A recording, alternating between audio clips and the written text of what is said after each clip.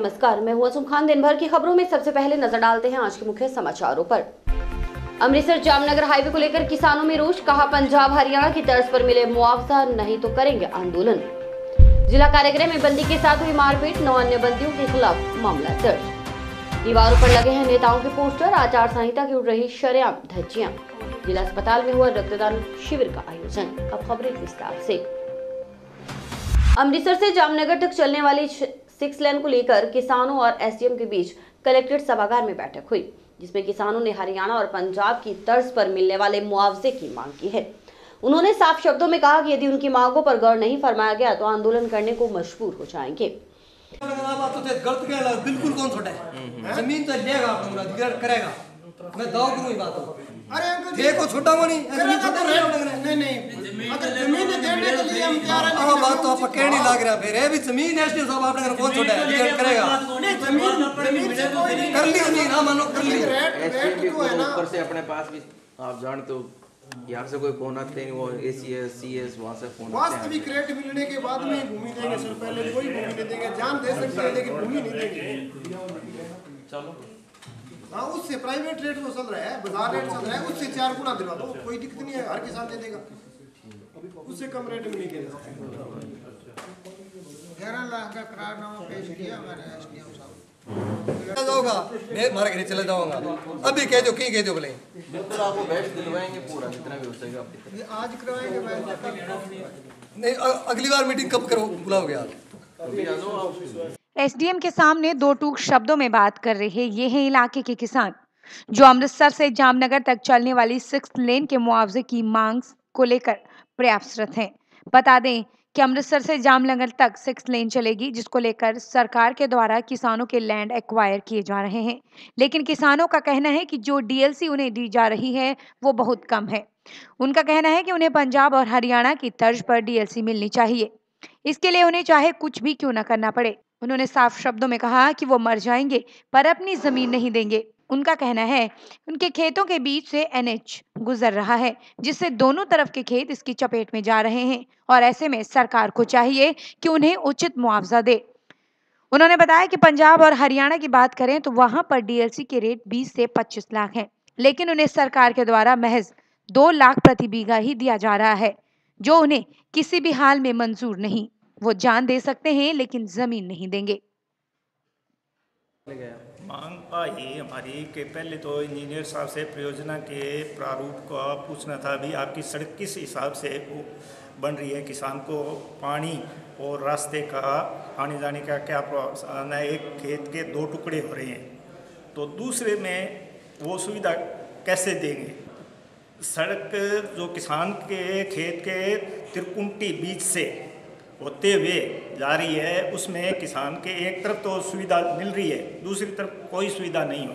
ये अमृतसर से जामनगर तो और कौन कौन से इसमें करीब करीब संगरिया टिब्बी अपने हनुमानगढ़ तहसील और पीलीभंगा तहसील आगे सूरतगढ़ वगैरह सारे प्रभावित। हम यही मांग रख रहे हैं, एक तो हमारे ये डीएलसी जो है हरियाणा और पंजाब के मुकाबले बहुत कम है, जो उनके बराबर की जाए, उनके ही तरह हमें मुआवजा दिया जाए उन्हीं रेट से। अधिकारी ये कह रहे हैं भी डीएलसी रेट जो है ना अब वर्तमान में और उनका औसत निकाल कर देंगे, जबकि ये डीएलसी रेट बहुत ही कम है। इस रेट से हम जमीन नहीं देंगे। ये 2 लाख रुपए दे रहे हैं, 2 लाख रुपए में भूमि 20 और हम नहीं देंगे 20 लाख में भी। हम जान दे देंगे जमीन, हाँ जान दे देंगे, जमीन नहीं देंगे। कुछ नहीं, नया एसडीएम साहब ने कहा, नया एनएच ने कहा, कुछ नहीं कहा। ये कह रहे हैं ज्यादा से ज्यादा दिलवाएंगे, क्या दिलवाएंगे क्या नहीं दिलवाएंगे ये हमें पता नहीं है। ठीक है, किसान को कोई पता नहीं है, किसान को हर समय बुलाया लिया जाता है, जिस टाइम होता है कि आ जाओ आपकी मीटिंग करते हैं, मीटिंग में कुछ बताते हैं नहीं। वहीं दूसरी ओर एसडीएम कपिल कुमार यादव का कहना है कि हरियाणा और पंजाब में वैसे भी डीएलसी के रेट ज्यादा हैं, जबकि राजस्थान में कम है, तो इस आधार पर जो उचित मूल्य है वो किसानों को दिया जा रहा है और बाकी इस बारे में कलेक्टर से भी बात की जाएगी। किसानों की मांग बेसिकली 3D, इसमें जो एनएच का भी अधिग्रहण चल रहा है नेशनल हाईवे का, तो उस अधिग्रहण में हनुमानगढ़ जो तहसील की कुछ जो लैंड एक्वायर की जा रही है उसके संदर्भ में 3D का पब्लिकेशन किया गया था। तो उसमें पब्लिकेशन में आपत्तियां उसमें मांगी गई थी, उनकी आपत्तियों के निस्तारण के संदर्भ में आज एक जन सुनवाई रखी गई थी। तो जिन किसानों को इस संदर्भ में जो भी अपनी आपत्ति थी वो आपत्तियाँ उन्होंने अपनी प्रस्तुत की। इस संदर्भ में इसका आयोजन डीएलसी रेट पंजाब हरियाणा में ही ज़्यादा है, तो यहाँ पे डीएलसी रेट कम दिया जा रहा है, वो तो ऐसा कोई इशू नहीं है। वहाँ पे डीएलसी रेट ही ज़्यादा है पंजाब हरियाणा में। तो इनके कुछ इश्यूज़ हैं उसमें, तो इनका कुछ इरीगेशन से रिलेटेड इशू थे, कुछ इनके रास्ते से रिलेटेड इशू थे, कुछ कमांड नॉन कमांड एरिया के हिसाब से इनके भुगतान को लेकर इशू थे। तो काफ़ी हमने सुनी है बातें। कुछ जो डिस्कस के पॉइंट हैं जो हैं हमें ऊपर अधिकारियों को प्रेषित करने हैं, कलेक्टर साहब को बताने हैं या फिर नेशनल एनएच की हायर अथॉरिटी को बताने हैं, तो हम पुटअप करके उनके सामने प्रस्तुत कर देंगे।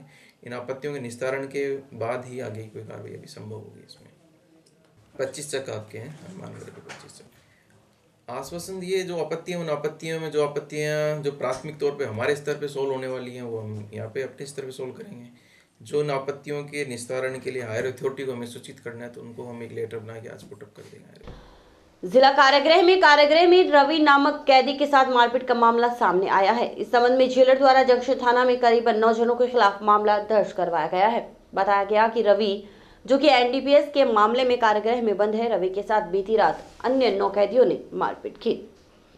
जिला कारागृह में बीती रात कुछ कैदियों के आपस में विवाद हो गया। रवि नामक कैदी के साथ मारपीट की गई। इस दौरान जेल कर्मियों ने मारपीट करने वाले बंदियों की तलाशी ली तो उनके पास से एक मोबाइल फोन बरामद हुआ। मोबाइल में 4G सिम डाली हुई थी। जेल प्रशासन ने मोबाइल जब्त कर शनिवार को बंदी से मारपीट करने व जेल में मोबाइल का इस्तेमाल करने के आरोप में जंक्शन पुलिस थाने में 9 बंदियों के खिलाफ मामला दर्ज कर लिया है।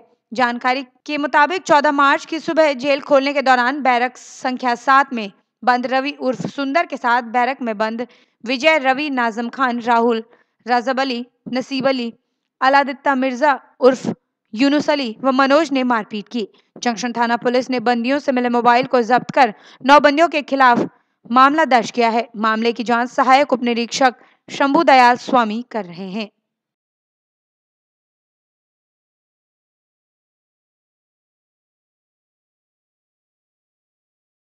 कल जेलर साहब की तरफ से एक रिपोर्ट पे मुकदमा दर्ज हुआ है मारपीट का और कारागृह अधिनियम का। इसके अंदर जेलर साहब रवि नामक कोई उर्फ सुंदर है, एनडीपी स्टेशन में बंद है पीली बंगा का, उसके साथ मारपीट की है करीब 9 जनों ने। उसकी रिपोर्ट दर्ज होने पे आज मैं कार्रवाई मौके में तफ्तीश के लिए आया था।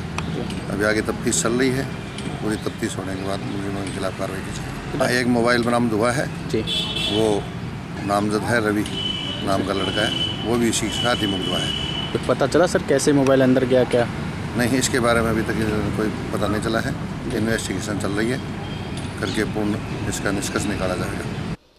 टाउन के कॉलेज फाटक के पास लगे नेताओं की पोस्टरों पर एसएफआई के जिलाध्यक्ष महेंद्र शर्मा ने आपत्ति जताई है। उन्होंने कहा कि आचार संहिता का उल्लंघन है और इस पर प्रशासन को कार्रवाई करनी चाहिए। बता दें कि लोकसभा चुनावों के चलते जिले में आचार संहिता लागू है। आचार संहिता के लागू होने के बावजूद टाउन में अभी भी कॉलेज फाटक के पास दीवारों पर नेताओं के पोस्टर लगे हुए हैं। बता दें कि कुछ समय पहले नगर परिषद ने इसमें कार्रवाई भी की थी और सभी जगहों पर लगे होर्डिंग्स और पोस्टर हटा दिए गए थे। लेकिन यहां पर लगे पोस्टरों पर एसएफआई के जिलाध्यक्ष महेंद्र शर्मा ने आपत्ति जताते हुए इसे आचार संहिता का उल्लंघन बताया और इस पर प्रशासन से तुरंत कार्रवाई की मांग की है।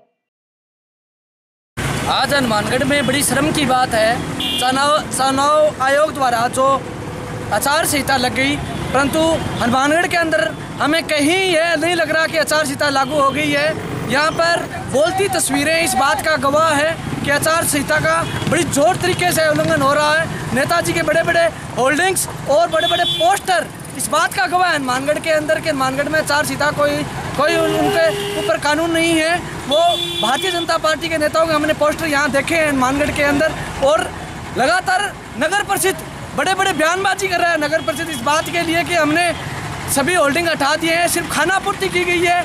वो कहाँ सोए हुए हैं पता नहीं। आप देख सकते हो हनुमानगढ़ के चाहे बस स्टैंड हो चाहे चौराहा हो, हर गली के हर दीवार पर दीवारों को पूर्ण छटे हुई दीवारें लगा करके होल्डिंग लगा करके आचार संहिता का उल्लंघन किया। हम सरकार से और चुनाव आयोग से यह मांग करते हैं, चुनाव आयोग से, कि इन लोगों पर कार्रवाई की जाए और आचार संहिता के उल्लंघन किया है उन लोगों पर कार्रवाई हो। भाजपा के किसान मोर्चा के विकास पारिक ने अपने भतीजे के जन्मदिन के मौके पर टाउन स्थित जिला अस्पताल में रक्तदान शिविर का आयोजन किया, जहां सभी ने इस रक्तदान को महादान बताते हुए अपनी अपनी भागीदारी बनाई। बता दें कि इसका मुख्य उद्देश्य समाज में बढ़ रहे बेटियों के प्रति उदासीनता को दूर करना है। हम आज 21वीं सदी में हैं और हम काफी आगे बढ़ भी चुके हैं, लेकिन इतने आधुनिक होने के बाद भी हमारे समाज में बेटियों की स्थिति बहुत कुछ खास सुधरी नहीं है। और समाज में बेटियों के प्रति उदासीनता को दूर करने के लिए अपनी भतीजी के जन्म दिवस के मौके पर भाजपा के किसान मोर्चा के विकास पारिक ने जिला अस्पताल में एक रक्तदान शिविर का आयोजन किया, जहां उन्होंने लगभग 21 यूनिट ब्लड डोनेट किया। बता दें कि इस मौके पर भाजपा युवा नेता अमित साहू ने भी रक्तदान किया। बेटी बचाओ बेटी पढ़ाओ अभियान के तहत आज मेरी भांजी रियू पारिक का दूसरा जन्मदिवस था, जिसके उपलक्ष्य में मैंने रक्तदान शिविर लगाया। तो जिसमें हम सभी मेरे जितने भी बड़े भाई हैं उन्होंने मिलकर मेरा सहयोग किया और इसलिए ये लगाया कि भी इसमें समाज में एक अच्छी पहल मिले। और आजकल देख रहे हैं कि भी न्यूज़ अखबारों में डेली मैं सुबह देखता हूँ, कभी कहीं भ्रूण पड़ा है, कभी कहीं भ्रूण पड़ा है और बलात्कार, ये सब मतलब है कि बेटियों के प्रति गलत सोच होती हुई जा रही है। तो मैंने सोचा इस चीज़ को देख के एक दिल को ठेस पहुँचती है। मैंने कहा भी अपने इस लोगों को अच्छी सोच लोगों के बदले, इसलिए मैंने ये रक्तदान शिविर लगाया जिससे कि बेटियों को हौसला मिले और लोगों की जो सोच है वो बदले। कितनी यूनिट दिया रक्तदान? 21 यूनिट। भाजपा किसान मोर्चा के मंडल अध्यक्ष विकास पारिक जी द्वारा जो आज रक्तदान शिविर का भी एक अच्छी पहल स्टार्ट की गई, इसके लिए मैं उनको भी धन्यवाद ज्ञापित करता हूं। और साथ ही साथ भी पूरे समाज और पूरे हमारे भी जो भी सारे युवा हैं उनको भी मैं एक ये संदेश देना चाहता हूं भी वो नशे से दूर रहें और रक्तदान जैसी पहल में आगे बढ़े, क्योंकि जो गरीब भाई बंधु हैं या किसी का एक्सीडेंट हो जाता है तो उनको उस टाइम रक्त की भी आवश्यकता पड़ती है। इसलिए हमने भी सरकारी हॉस्पिटल के अंदर ही रक्तदान जो देना है वो अच्छा समझा। राष्ट्रीय शहरी स्वास्थ्य मिशन के तहत आउटरीच चिकित्सा कैंप का आयोजन किया गया। कैंप के जरिए उन लोगों को लाभ पहुंचाने का प्रयास हुआ जो शहर से दूर और लेबर कार्य करने के दौरान चिकित्सा सेवाएं नहीं ले पाती। राष्ट्रीय शहरी स्वास्थ्य मिशन के तहत आयोजित शिविर में चिकित्सा सेवाएं दी गई। शहरी प्राथमिक स्वास्थ्य केंद्र की ओर से आयोजित शिविर में ईंट भट्टों पर कार्यरत लेबर और झुग्गी झोपड़ियों में रहने वाले गरीब परिवारों के लोगों को स्वास्थ्य सेवाएं दी गई। इस अवसर पर टीकाकरण से वंचित बच्चों और गर्भवती महिलाओं का शुगर, बीपी सहित घुटनों के दर्द आदि का निःशुल्क इलाज भी किया गया। ये आउटरीच कैंप है ईंट भट्टे पे जो लगाया जा रहा है, यह राष्ट्रीय शहरी स्वास्थ्य मिशन के तहत शहरी प्राथमिक स्वास्थ्य केंद्र हनुमानगढ़ जंक्शन जो सिटी डिस्पेंसरी है उसके द्वारा लगाया जा रहा है। सर पिछले कई दिनों से यहाँ से जैसे पल्स पोलियो का अभियान चलाया गया, उस दौरान ये सामने आया कि यहाँ पे काफ़ी लोग हैं, किसी के तेजाब की दिक्कत है, किसी के घुटनों में दर्द है, पैरों में दर्द है, कुछ बच्चे हैं जो टीके से वंचित हैं, जिनको सेवाएं नहीं मिल पा रही है। और ये लेबर क्लास है सर यहाँ पे सारी जो हॉस्पिटल में जाकर के सेवाएं नहीं ले पाती हैं। इसलिए इनको ध्यान में रखते हुए और ये स्पेशल आउटरीच कैंप है। यहाँ पर झुग्गी झोंपड़ियाँ जो बनी हुई है, यहाँ के जो बच्चे हैं, गर्भवती महिलाएं हैं, बुजुर्ग महिलाएं हैं, उनको ध्यान में रखते हुए ये कैंप लगाया गया है, जिनको आज सेवाएं दी जा रही है सर। और 4-4 महीने के गैप में ये कैंप हम लगाते आ रहे हैं और इसमें विशेषकर शुगर, बीपी और मलेरिया जो मौसमी बीमारियां हैं उनका ध्यान रखते हुए उनकी जांच भी की जा रही है, उनके बारे में यहाँ जागरूकता भी दी जाती है और इनको साफ़ सफाई के बारे में जो घरेलू हाथ धोने की थोड़ी विधि है उनके बारे में बताया जाता है। और बच्चों के जो कोई यहाँ पर पाया गया कि 4 बच्चे ऐसे आए जो मिट्टी खाते हैं, तो उनकी भी दवाइयाँ टीकाकरण जो है उनका कर दिया गया है सर। बाकी यहाँ पे एएनएम बहन जी हैं, फार्मासिस्ट हैं, लैब टेक्नीशियन हैं, public health manager Sitaram Sen मैं हूँ और डॉक्टर साहब हैं अरविंद पाठक जी, जिनको और आवश्यकता पड़ने पर सर यहाँ पर महिला रोग विशेषज्ञ को भी बुलाया जाता है। लेकिन यहाँ पर पहले पूछा गया तो इन्होंने बताया कि अभी कोई गर्भवती 2 ही महिलाएं हैं जो ट्रीटमेंट ले रही हैं सर। समाचार अभी और भी है, देखते रहिए दिन भर की खबरें। Baby Happy Modern PG College, a brand for quality education. Students के करियर को ध्यान में रखते हुए विभिन्न प्रकार के कोर्सेज करवाए जाते हैं, जैसे BSc, BCom, BCA, BA, MSc Chemistry, Physics, Botany, Zoology, Mathematics, Computer Science, MCom, ABST, MA Geography, Sociology, Punjabi. महाविद्यालय स्टाफ की कड़ी मेहनत से गत 6 वर्षों के परीक्षा परिणाम में 145 विद्यार्थियों ने महाराजा गंगा सिंह विश्वविद्यालय की वरीयता सूची में स्थान प्राप्त कर एक नया कीर्तिमान स्थापित किया है। महाविद्यालय कॉर्पोरेट वर्ल्ड को ध्यान में रखते हुए समय समय पर विद्यार्थियों के लिए कैरियर गाइडेंस सेमिनार आयोजित करवाता है। महाविद्यालय में सभी प्रायोगिक विषयों की सुसज्जित लैबोरेटरीज, प्लेग्राउंड तथा ट्रांसपोर्ट आदि की सुविधाएं उपलब्ध हैं। यातायात नियमों का उल्लंघन करने वालों के खिलाफ अब पुलिस सख्त रुख अपनाएगी। जी हां, ट्रैफिक पुलिस ने ट्रैफिक थाना टाउन के समक्ष नाकाबंदी करते हुए वाहन चालकों के चालान काटे। टाउन ट्रैफिक थाना के समक्ष नाकाबंदी करते हुए नियम विरुद्ध वाहन चलाने वाले वाहन चालकों के चालान काटे गए। एएसआई जगमेंद्र सिंह ने बताया कि बिना लाइसेंस, हेलमेट न लगाने वाले और मोबाइल पर बात करते समय वाहन चलाने वाले चालकों के चालान काटे गए। वहीं बताया गया कि मोबाइल पर बात करने वाले चालक का लाइसेंस निरस्त करने का भी प्रावधान है, जिस पर ट्रैफिक पुलिस की कार्रवाई निरंतर जारी रहेगी। यातायात नियमों की जानकारी देने के लिए हमने यहाँ जांच शुरू की। जिस व्हीकल मालिक के पास या ड्राइवर के पास कागजात नहीं है तो उनको कागजात के लिए उत्साहित किया, हेलमेट के लिए उत्साहित किया ताकि एक्सीडेंट कम हो। आज बाबूलाल जी थानेदार जी में वो स्टाफ ने थाना के सामने व्हीकलों को रोक करके चेक किया। जिनके पास हेलमेट नहीं है उन लोगों को समझाइश की, उनको जीवन के बारे में बताया, दुर्घटना के बारे में काफ़ी बताया ताकि दुर्घटना कम हो। लाइसेंस का एक बोझ न समझें, ड्राइविंग लाइसेंस हेलमेट अपनी सुरक्षा है, न कि वजन है। हेलमेट से एक्सीडेंट होने में अपनी जान बच सकती है। मोबाइल पर बात करते हुए अपने बात कर रहे हैं, व्हीकल चला रहे हैं तो उससे एक्सीडेंट ज़्यादा होते हैं। एक्सीडेंट होने से दुर्घटना ज़्यादा होती है, उससे मृत्यु दर ज़्यादा बढ़ती है। इन चीज़ों की समझाइश की गई। वह जो उल्लंघन करता पाए गए उनके खिलाफ हमने MV एक्ट के तहत कार्रवाई की गई है। इसमें हमने हेलमेट के और नंबर प्लेट और मोबाइल पर बात करने के जो करते पाए हैं उनके खिलाफ हमने कार्रवाई की है। मोबाइल पर बात करते पाए जाते हैं तो उसका ड्राइविंग लाइसेंस है निरस्त करवाया जाता है। श्रीमान DTO साहब को रिपोर्ट भेज करके DTO साहब उसको 3 माह के लिए माननीय उच्च न्यायालय के आदेशानुसार निरस्त कर देते हैं। होली तक चलने वाला धमाल जारी है। जी हां, हम बात कर रहे हैं होली तक चलने वाले फाग महोत्सव की, जहां होली के रसियों द्वारा होली के गीतों पर चंग की थाप पर नाचकर, झूमकर, खुशियां मनाकर एक दूसरे को होली की शुभकामनाएं देते हुए खुशहाली की दुआ की जा रही है। इसी कड़ी में जंक्शन में श्री राम प्रभात कमेटी द्वारा जंक्शन से दुर्गा मंदिर में चंग धमाल गाया गया। चलिए आपको भी दिखाते हैं रसियों का चंग धमाल।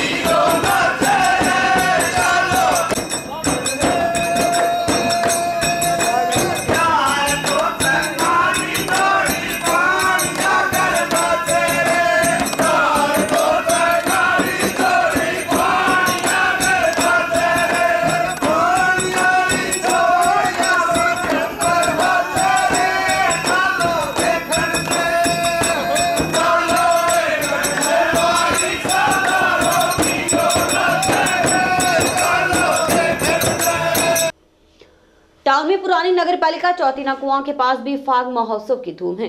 होली के रसिए चंग की थाप पर होली के गीत गाने के साथ साथ नाच गाकर रंगों के त्योहार होली का जश्न मना रहे हैं। गोरबंद चंग पार्टी की ओर से होली महोत्सव मनाया जा रहा है।